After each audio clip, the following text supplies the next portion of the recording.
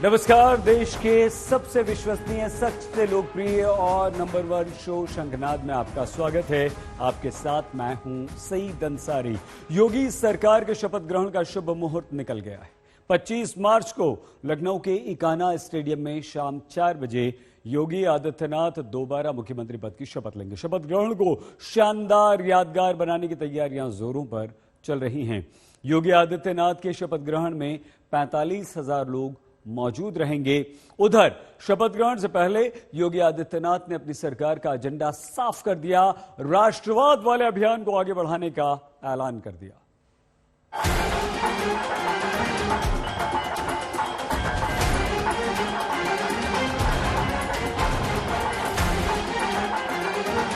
जय जय श्री राम, जय श्री राम, जय श्री राम। जीत का उत्साह है, जय श्री राम, जय श्री राम। जोश का रंग है। यूपी के गोरखपुर में होली की उमंग है और जब खुद योगी आदित्यनाथ इस जश्न में शामिल हुए तो त्योहार का उत्साह कई गुना बढ़ गया। योगी आदित्यनाथ ने यूपी में ऐतिहासिक जीत के लिए जनता का आभार जताया और बीजेपी के विजय अभियान को राष्ट्रवाद का असर बताया। उत्तर प्रदेश की जनता जनार्दन ने आप सबके परिश्रम से जो परिणाम दिया है उसमें एक बार फिर से राष्ट्रवाद के लिए, सुशासन के लिए जिस सरकार को चुना है, स्वाभाविक रूप से हर देशभक्त नागरिक के मन में अन्याय, अत्याचार, शोषण और अराजकता के खिलाफ लड़ने की इच्छा रखने वाले हर एक व्यक्ति के मन में एक अपार उत्साह और उमंग का माहौल है। यानी शपथ ग्रहण से पहले योगी आदित्यनाथ ने साफ कर दिया है कि राष्ट्रवाद उनकी सरकार का मुख्य एजेंडा होगा और राष्ट्रवाद के सहारे ही बीजेपी अपने कदम आगे बढ़ाती रहेगी। गोरखपुर सीएम योगी आदित्यनाथ और पर्व शोभा यात्रा का तस्वीरों के जरिए देखिए आप। सीएम योगी आदित्यनाथ विराजमान हैं और हम मौजूद हैं यहीं पर जहां पर ये होली का त्योहार मनाया जा रहा है। शोभा यात्रा है नरसिंह भगवान की, जिनकी तस्वीर आप सामने देखेंगे। इसका महत्व अपने आप में हिरण्यकश्यप का वध किया था और कहीं ना कहीं न्याय दिलवाया था। और आज यहाँ पर जो यात्रा 1944 से शोभा यात्रा चलती आ रही है, इसमें राष्ट्रीय स्वयं सेवक संघ के कार्यकर्ता रहते हैं, जो होलिका उत्सव समिति है उसके लोग रहते हैं और पूरा गोरखपुर झूमता है। ये देखिए आप, ये भगवा रंग का झंडा या आरएसएस का झंडा यहाँ पर लगता हुआ और ये शाखा का प्रतीक जो मैं आपको दिखा रहा हूँ, जिस तरह से उन्होंने किया। पीछे उत्तर प्रदेश के मुख्यमंत्री योगी आदित्यनाथ और ये आरएसएस को लेकर जिस तरह से दिखाया जा रहा है, पूरा यहाँ पर गोरखपुर में माहौल बना हुआ है। उधर लखनऊ के इकाना स्टेडियम में जबरदस्त हलचल है। नई साज सज्जा हो रही है, नया मंच तैयार हो रहा है, रंग रोगन मरम्मत का काम चल रहा है। ये सब इसलिए क्योंकि इस स्टेडियम में योगी आदित्यनाथ की ताजपोशी हो रही है। तारीख होगी 25 मार्च की, शुभ मुहूर्त होगा शाम 4 बजे का। 25 मार्च को मुख्यमंत्री योगी आदित्यनाथ अपने पूरे कैबिनेट के साथ शपथ लेंगे। यहां पर तैयारियां जोरों पर हैं। 45,000 की क्षमता का स्टेडियम है, लेकिन माना जा रहा है कि ये उससे कहीं ज्यादा, यानी कि 60 से 70,000 के बीच लोग इस शपथ ग्रहण समारोह को देखेंगे। बाहर की भी तैयारियां हैं।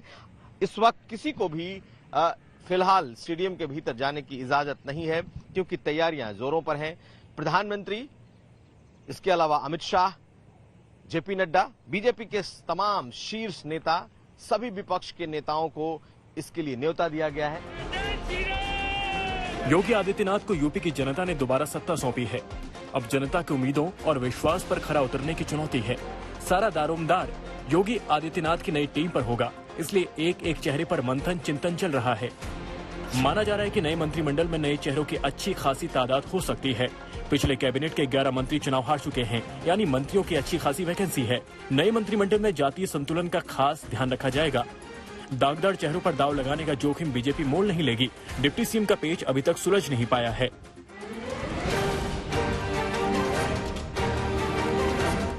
यूपी में मंत्रियों के नाम पर चर्चा जारी है। हालांकि योगी आदित्यनाथ के शपथ ग्रहण को लेकर गेस्ट लिस्ट मोटे तौर पर फाइनल हो चुकी है।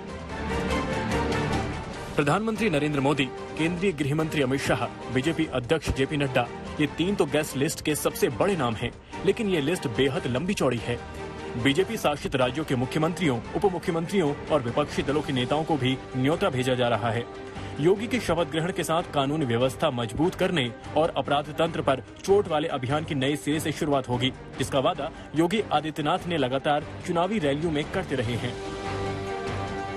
वही हवा है, वही सपा है, कुछ भी बदला नहीं है। वही माफिया, वही अपराधी, कुछ भी तो नहीं बदला है। वही माफिया एक बार फिर से सिर चढ़ करके जनता को धमकाने का काम कर रहे हैं। हमने भी तय कर लिया है, चुनाव का पीरियड है।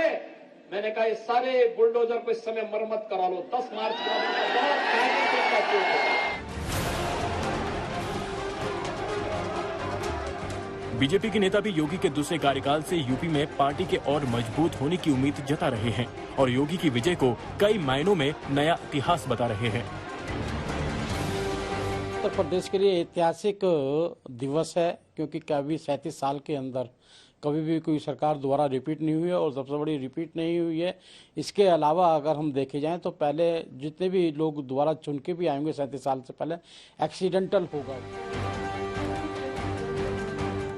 बीजेपी ने यूपी की जनता के दिलों में उम्मीदों के जो कमल खिलाए हैं, उन्हें अब जमीन पर उतारना होगा और शपथ ग्रहण के साथ ही योगी इस अभियान में जुट जाएंगे और वादों को पूरा करके पीएम मोदी के 2024 के लक्ष्य को आसान बनाने की कोशिश करेंगे। गोरखपुर से समस्त श्रीवास्तव के साथ कुमार अभिषेक, लखनऊ, आज तक। योगी आदित्यनाथ के शपथ ग्रहण की तैयारियों के बीच उत्तर प्रदेश की राजनीति में बड़े उलटफेर की चर्चा है। खबर यह है कि चुनावी सफर के दौरान अखिलेश यादव के साथी रहे ओम प्रकाश राजभर फिर से पाला बदलने की तैयारी में हैं और उनकी बीजेपी के बड़े बड़े नेताओं से मुलाकात भी हो चुकी है। हालांकि ओम प्रकाश राजभर इन सभी बातों से साफ तौर पर इनकार कर रहे हैं, लेकिन यह माना जा रहा है कि जल्द ही ओम प्रकाश राजभर अखिलेश यादव को बड़ा झटका दे सकते हैं। कहा तो यहां तक जा रहा है कि राजभर विधायक मंडल योगी मंत्रिमंडल में शामिल होने की बात भी कर चुके हैं।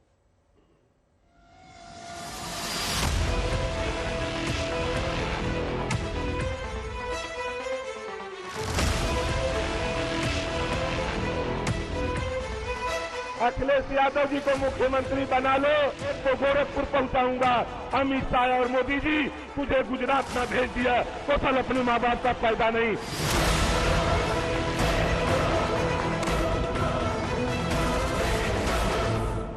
अखिलेश यादव जी मुख्यमंत्री की चुनाव प्रचार में बीजेपी पर जोरदार वार किया,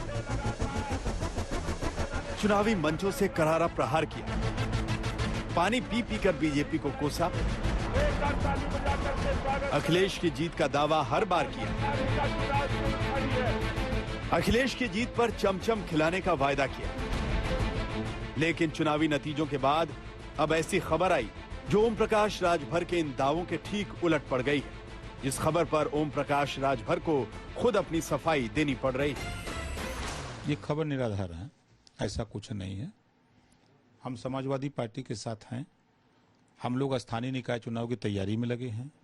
28 तारीख को हमारी विधानसभा में माननीय अखिलेश यादव जी का कार्यक्रम एक लगा हुआ है, उद्घाटन का, मूर्ति अनावरण का, उसकी तैयारी में है। हम लोग विधानसभा और समीक्षा कर रहे हैं, नेताओं को लगा करके करा भी रहे हैं। हम लोग 24 की तैयारी में हैं। बीजेपी के साथ जाने की खबरों को राजभर गलत बता रहे हैं। बीजेपी नेताओं से मुलाकात वाली खबरों पर सवाल उठ रहे हैं। लेकिन सूत्रों के हवाले से पता चला है कि बीजेपी गठबंधन में शामिल होने के लिए ओम प्रकाश राजभर की अमित शाह से मुलाकात हो चुकी है। यूपी चुनाव के प्रभारी धर्मेंद्र प्रधान और सुनील बंसल से भी राजभर मिल चुके हैं। बड़ी बात यह है कि राजभर की पार्टी के विधायकों के यूपी मंत्रिमंडल में भी शामिल होने के आसार हैं। हालांकि ना तो बीजेपी इसकी पुष्टि कर रही है, न ओम प्रकाश राजभर पाला बदलने को लेकर कोई बात कह रहे हैं। ओपी राजभर तो इन चर्चाओं से कहीं इतर 2024 के लिए नए मोर्चे वाले अभियान की शुरुआत कर रहे हैं। आपको 15 दिन में बताएंगे कि बड़ी लड़ाई में कहाँ क्या हो रहा है, हम क्या कर रहे हैं। एक बड़ा गठजोड़ देश में बनाने की तैयारी में है। अब वो बाद में बताएंगे। समाजवादी पार्टी की अगुवाई में कौन कौन? नहीं, समाजवादी पार्टी की अगुवाई में नहीं, लीडर कोई भी होगा, हम सब लोग एक साथ रहेंगे। लीडर उत्तर प्रदेश के बाहर का होगा? कहीं का भी हो सकता है, वो तो तय करना सबका हमारे बस का तो है नहीं। तय करना तो भाई सभी लोग बैठेंगे, एक लीडर अपना तय होगा, तय करके उसके नेतृत्व में लड़ा जाएगा। ओम प्रकाश राजभर की पार्टी ने इस बार 18 सीटों पर चुनाव लड़ा और 6 सीटों पर जीत हासिल की। अहम यह है कि गाजीपुर जैसे जिले में सुहेलदेव भारतीय समाज पार्टी की मजबूत पकड़ मानी जाती है। वहां बीजेपी एक भी सीट जीतने में कामयाब नहीं रही। माना जा रहा है कि 2024 के चुनाव से पहले बीजेपी पूर्वांचल के जिलों में अपनी पकड़ और मजबूत करने की तैयारी में है और इसी वजह से फिर से ओम प्रकाश राजभर को अपने पाले में लाने की तैयारी है। ओम प्रकाश राजभर अभी भले ही बीजेपी के साथ जाने की किसी भी संभावना से इनकार कर रहे हो, लेकिन माना जा रहा है कि बीजेपी सामाजिक न्याय समिति की रिपोर्ट जैसी मांगों को मानने पर राजी होती है तो राजभर अखिलेश का साथ छोड़ सकते हैं। सामाजिक न्याय समिति की रिपोर्ट आज लागू हो, कल लागू हो, योगी जी करें, अखिलेश जी करें, मायावती जी करें, कोई करे, आज नहीं तो कल, कल नहीं तो परसों इसको करना है, होना है। जिस दिन ये पिछड़ा अपने बीजेपी अगर लागू करने पे तैयार हो जाती है तो क्या ओम प्रकाश राजभर जाएंगे? आपकी प्रमुख मांग तो यही है ना। 5 साल क्यों नहीं किए? 5 साल क्यों नहीं किए? कमेटी वही बनाए, सदन में वही बोले, में लिए सोचे क्या रहे अब, लेकिन समझ में आ गया कि नुकसान हो रहा है तो मान जाएंगे। पहले लागू तो कर दें, लागू कर दें तब फिर देखें, जाएंगे फिर। अरे पहले लागू तो करें। यूपी में 25 मार्च को योगी आदित्यनाथ का शपथ ग्रहण है। अगर राजभर उससे पहले ही समाजवादी पार्टी का साथ छोड़ते हैं तो ये यूपी की राजनीति में बड़ा उलटफेर होगा और अखिलेश यादव के लिए बड़ा झटका। लखनऊ से संतोष शर्मा के साथ कुमार अभिषेक, आज तक। उत्तर प्रदेश के बाद अब खबर पंजाब की, जहां मंत्रियों के शपथ लेते ही सरकार एक्शन में आ गई। मुख्यमंत्री भगवंत मान का प्रयास यह है कि जल्द से जल्द चुनावी वादों को पूरा किया जाए और यही कारण है कि कैबिनेट की पहली ही बैठक में पंजाब में 25,000 नौकरियों का ऐलान पंजाब के नए नवेले मुख्यमंत्री भगवंत मान ने कर दिया। मैं हरपाल सिंह चीमा ईश्वर की सौं चुकता हाँ कि मैं कानून द्वारा स्थापित भारत के संविधान के प्रति सच्ची श्रद्धा निष्ठा रखांगा। सुबह मंत्रियों ने शपथ ली और शाम होते होते पंजाब के नए सीएम भगवंत मान चुनावी वादों को पूरा करने के अभियान में जुट गए। ਜਦੋਂ ਅਸੀਂ ਪੰਜਾਬ ਦੇ ਵਿੱਚ ਚੋਣਾਂ ਦਾ ਪ੍ਰਚਾਰ ਕਰ ਰਹੇ ਸੀ, नए मंत्रियों के साथ कैबिनेट बैठक की और पहली ही बैठक में पंजाब में 25,000 सरकारी नौकरियों का ऐलान कर दिया। तो ਅੱਜ ਪੰਜਾਬ ਦੀ ਨਵੀਂ ਬਣੀ ਕੈਬਨਿਟ ਦੀ ਪਹਿਲੀ ਮੀਟਿੰਗ ਸੀ ਤੇ ਮੈਨੂੰ ਦੱਸਦਿਆਂ ਤੁਹਾਨੂੰ ਬਹੁਤ ਖੁਸ਼ੀ ਹੋ ਰਹੀ ਹੈ ਕਿ ਪਹਿਲੀ ਮੀਟਿੰਗ ਦੇ ਵਿੱਚ ਹੀ ਅਸੀਂ ਆਪਣਾ ਵਾਅਦਾ ਪੂਰਾ ਕੀਤਾ ਹੈ। ਹਰੇ ਰੰਗ ਦਾ ਉਹ ਪੈਨ ਪੰਜਾਬ ਦੇ ਨੌਜਵਾਨ ਮੁੰਡੇ ਕੁੜੀਆਂ ਉਹਨਾਂ ਦੇ ਹੱਕ ਚੱਲਿਆ। 25,000 ਨੌਕਰੀਆਂ, 25,000 ਸਰਕਾਰੀ ਨੌਕਰੀਆਂ, ਉਹਦਾ ਜਿਹੜਾ ਏਜੰਡਾ ਉਹ ਜਿਹੜਾ कैबिनेट ਦੇ ਵਿੱਚ ਅੱਜ पास होया है। पंजाब कैबिनेट की बैठक में 25,000 नई नौकरियों के ऐलान के साथ भगवंत मान ने आम आदमी पार्टी के एजेंडे को भी आगे बढ़ाया और वादा किया इन नौकरियों में न तो किसी की सिफारिश चलेगी और न ही कोई भ्रष्टाचार। 10,000 पंजाब पुलिस दे विच ने अलग अलग अहुदियां ते ਅਤੇ 15,000 अलग अलग गौरमेंट के डिपार्टमेंट बोर्ड ते कारपोरेशनां च ने। जिन्नियां भी नौकरियां मिलणगियां वो डिग्री मुताबक मिलणगियां। जिहड़ा जिन्ना पढ़िया होया है, जिन्हें जिन्नी वड्डी डिग्री लई है उन्होंने उड्डी वड्डी नौकरी मिलू। कोई भेदभाव जां कोई सिफारिश जां रिश्वत नहीं चलूगी। आम आदमी पार्टी का यह वादा है। पंजाब की जनता ने आम आदमी पार्टी को ऐतिहासिक जीत दी है, लिहाजा वादों को पूरा करना और पंजाब को विकास के रास्ते पर आगे ले जाने की जिम्मेदारी मुख्यमंत्री भगवंत मान के कंधों पर है और अब अपनी टीम के साथ भगवंत मान इसे पूरा करने में जुट गए हैं। पंजाब कैबिनेट में 10 मंत्री बनाए गए हैं, जिन्होंने राजभवन में मंत्री पद की शपथ ली। पहली बार मुख्यमंत्री बने भगवंत मान ने नए मंत्रिमंडल में हर वर्ग और क्षेत्र को साधने की कोशिश की है। उनकी कैबिनेट में दलित, महिला और हिंदू समुदाय के विधायकों को जगह मिली। हरपाल सिंह चीमा, बलजीत कौर, हरभजन सिंह ईटीओ, विजय सिंगला, गुरमीत सिंह मीथेयर, हरजोत सिंह बैंस, लालचंद कटारू चक, कुलदीप सिंह धालीवाल, लालजीत सिंह भुल्लर, ब्रह्मशंकर को मंत्री बनाया गया है। कैबिनेट गठन में माझा और मालवा क्षेत्र का भी दबदबा साफ झलक रहा है। अब मंत्री भी पद की शपथ के बाद विकास के केजरीवाल मॉडल को आगे बढ़ाने की बात कर रहे हैं। जिम्मेवारियां किस तरह से जिम्मेवारियों को निभाया जाएगा? जो पार्टी ने कमिटमेंट्स पंजाब के लोगों के साथ किए हैं गारंटियों के रूप में, उसको पूरा करेंगे। प्रो पंजाब जो काम किया जाएगा। ठीक है, ਚੁਣੌਤੀਆਂ ਤਾਂ ਹੈ ਹੀ ਹੈ। ਜਦੋਂ ਲੋਕਾਂ ਦੀਆਂ ਉਮੀਦਾਂ ਜ਼ਿਆਦਾ ਹੋਣ ਤਾਂ ਚੁਣੌਤੀਆਂ ਵੀ ਉਨੀਆਂ ਜ਼ਿਆਦਾ ਹੁੰਦੀਆਂ ਨੇ। ਪਰ ਅਸੀਂ ਕੋਈ ਗੱਲ ਨਹੀਂ, ਅਸੀਂ ਦਿੱਲੀ 'ਚ ਵੀ ਡਿਲੀਵਰ ਕਰਕੇ ਦਿਖਾਇਆ। ਸਾਡੀ ਤੀਸਰੀ ਵਾਰ ਸਰਕਾਰ ਹੈ, ਪੰਜਾਬ 'ਚ ਵੀ ਡਿਲੀਵਰ ਕਰਾਂਗੇ। दिल्ली के बाद पंजाब में बड़ी जीत हासिल कर आम आदमी पार्टी ने अपना अभियान आगे बढ़ाया है। अब कोशिश है पंजाब से इसी अभियान को आगे बढ़ाने की, जिसके लिए भगवंत मान के साथ पूरी की पूरी कैबिनेट अब तैयार है। चंडीगढ़ से पंकज जैन के साथ सत्येंद्र चौहान, आज तक।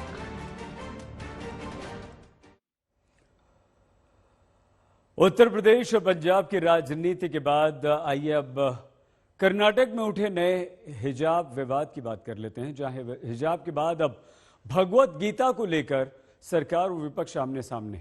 सरकार स्कूली पाठ्यक्रम में भगवत गीता को शामिल करने की तैयारी कर रही है, तो विपक्ष इस निर्णय पर प्रश्न उठा रहा है।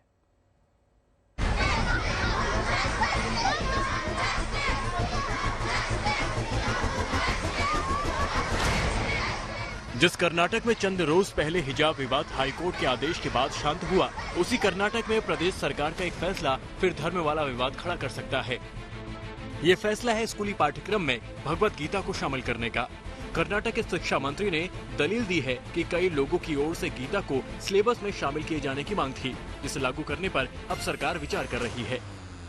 भगवत गीता को सिलेबस में शामिल करने की चर्चा उठी तो विवाद शुरू होने में जरा भी देर नहीं लगी। एक धड़े ने इस विचार को सही ठहराया तो दूसरे ने इसे बीजेपी का एजेंडा बताया। बच्चों को हर कल्चर अवगत कराना जरूरी है। अब जहाँ तक गीता का सवाल है, पढ़ा सकते हैं जो गीता में श्रद्धा रखते हैं। आप मॉरल साइंस में गीता को इंट्रोड्यूस करा के, एक मजहबी किताब है, it is a religious book है। वो रिलीजियस बुक को आप हमारे कॉन्स्टिट्यूशन में फोर्स नहीं कर सकते कि दूसरों रिलीजियंस को उसको पढ़ना है। स्वागत योग्य कदम है गुजरात सरकार का भी, और कर्नाटक सरकार जो सोच रही है इस बारे में भी। मैं तो कहूँगा कि भारत की शेष राज्य सरकारों को भी इस पर गंभीरता से विचार करना चाहिए, क्योंकि गीता एक मानव धर्म है। वो मानव धर्म का ग्रंथ है, वो किसी संप्रदाय विशेष का नहीं है, वो कोई पूजा पद्धति नहीं बताता। उधर केंद्रीय मंत्री प्रहलाद जोशी कर्नाटक सरकार के विचार को सही बता रहे हैं और भगवत गीता को सिलेबस में शामिल किए जाने को बच्चों के लिए फायदेमंद बता रहे हैं। Bhagavad Gita as a curricular in primary and higher education is a most welcome step. I wholeheartedly welcome it. And if somebody is opposing it, I feel it is most unfortunate. By learning Bhagavad Gita, people will become more ethical, morally they will more responsible. They will responsible to the society, they will responsible to the country, nation. लेकिन फैसला लागू करने से पहले जिस तरह विरोध की आवाज उठ रही है, उस पर विवाद बढ़ना तय है।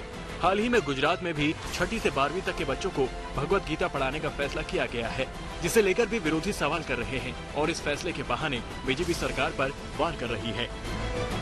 बिल्कुल पढ़ाएं, लेकिन क्लास में नहीं। जिन लोगों ने पढ़ रखी है वो अमल में भी लाएं। जो पढ़ा रहे हैं गीता, सबसे पहले तो वो अपने जीवन में अमल में तो लाएं। जो पढ़ा रहे हैं गीता, सबसे पहले तो वो अपने जीवन में अमल में तो लाएं। काम करते हैं रावण वाले और बात करते हैं गीता की। साफ है कि सिलेबस में भगवत गीता शामिल करने के विचार पर कर्नाटक में नई तकरार शुरू हो गई है, जिसका असर आने वाले दिनों में दिखाई देगा। आज तक ब्यूरो।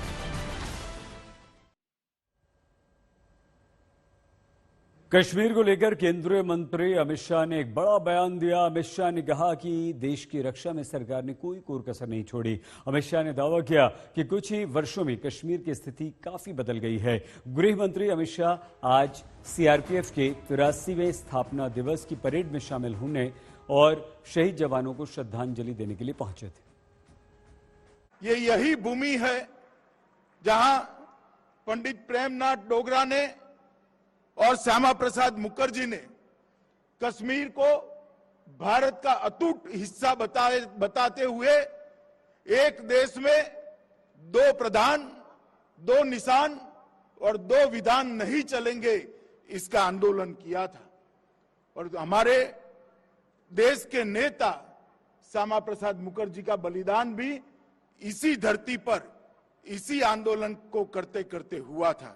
आज मुझे आनंद है कि मोदी जी के नेतृत्व में श्यामा प्रसाद मुखर्जी और पंडित प्रेमनाथ डोगरा दोनों के स्वप्न आज पूरे हुए हैं और आज एक निशान, एक विधान और एक प्रधान का स्वप्न पूरा हुआ है।